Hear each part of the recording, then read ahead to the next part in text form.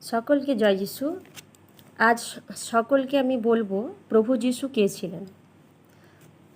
প্রভু যিশু মনুষ্যরূপ ধারণ করে এসেছিলেন আমাদের জীবন পথকে সরল করার জন্য, আমাদের চড়াই উতরাই চলার পথকে মসৃণ করার জন্য প্রভু যিশু এই ধরাতলে এসেছিলেন। অসহায় ভাই বোনেদের দুঃখ কষ্টে জর্জরিত জীবন থেকে মুক্তির পথ খুঁজে দিতে অসহায়ের কাছে সহায় রূপে প্রভু যিশু দাঁড়িয়েছিলেন। ক্ষুধিত পীড়িত মানুষের মুখে অন্ন তুলে দিয়েছিলেন প্রভু যিশু। বস্ত্রহীন মানুষের বস্ত্র পরিধানে সাহায্য করেছিলেন প্রভু যিশু। গৃহহীন মানুষের তিনি শিখিয়েছিলেন কিভাবে খোলা আকাশের নিচে মহানন্দে জীবনটাকে অতিবাহিত করা যায়। প্রভু যিশু শিখিয়েছিলেন মনুষ্য মাত্রই পরস্পরের ভাই ও বোন। মারপিট, যুদ্ধ, দাঙ্গা, ঝগড়া ঝাঁটি, অশান্তি না করে কেবলমাত্র ভালোবাসা দিয়ে সব কিছুকে জয় করতে প্রভু যিশু শিখিয়েছিলেন।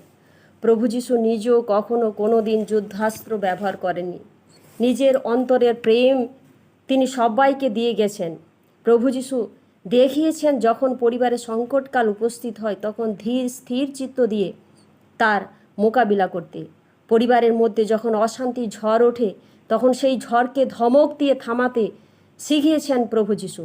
প্রভু যিশু পাপকে ঘৃণা করতেন, পাপীকে নয়। তাই তো পাপীরা প্রভু যিশুর কাছে যখন আসতো তিনি বলতেন, আর পাপ করিও না। প্রভু যিশু অন্ধকে দৃষ্টি দিয়েছিলেন। প্রভু যিশু তার ভালোবাসা দিয়ে খঞ্জকে হাঁটিয়েছিলেন। তিনি বোবার মুখে কথা ফুটিয়েছিলেন।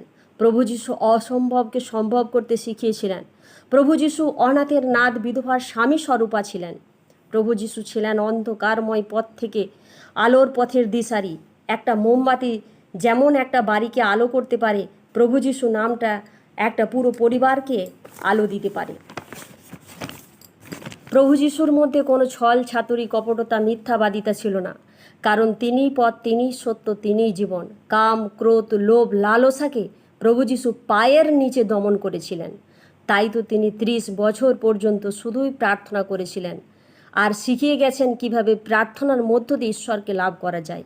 প্রভু যিশু যে প্রার্থনা 2025 বছর আগে শুরু করেছিলেন, আজও সেই প্রার্থনা একই রকমভাবে চলেছে। প্রভু যিশুর ছাতার তলায় যেই আসিবে সেই ঝড় বৃষ্টি থেকে রক্ষা পাইবে, রোগ ব্যাধি থেকে মুক্তি পাইবে, অশান্তি থেকে শান্তি পাবে। প্রভু যিশুর সেই লাবণ্যময়ী রূপ, সেনো মায়া ভরা হৃদয়, উদার নৈতিক চিন্তাভাবনা সমস্ত কিছু আমাকে ও আমার পরিবারকে মোহিত করেছে। সবাইকে বলতে শুনেছি, the God is the mercifully. তো আমি বলবো দ্য প্রভু যিশু is mercifully. God bless you.